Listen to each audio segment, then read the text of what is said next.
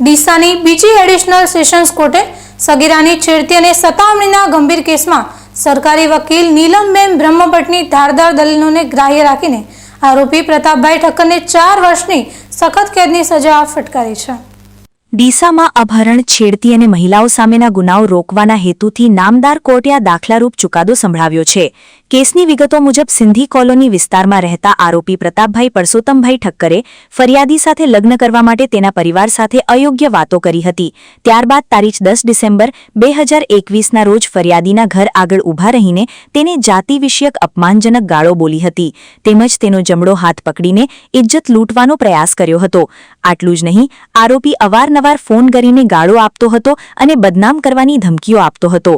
આ મામલે ડીસા ઉત્તર પોલીસ મથકે ગુનો નોંધાયા બાદ ચાર્જશીટ રજૂ થતા પોક્સો એક્ટ કે હતો।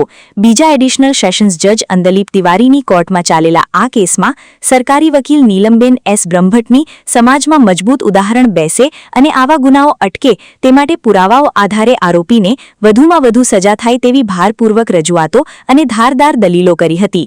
નામદાર કોર્ટે સરકારી વકીલ નીલમબેન એસ બ્રહ્મભટ્ટની દલીલો માન્ય રાખીને આરોપીને ઈપીસી કલમ અને પોક્સો એક્ટ કલમ 8 હેઠળ ગુનેગાર ઠેરવી 4 વર્ષની કેદ અને ₹5000ના દંડનો હુકમ કર્યો છે।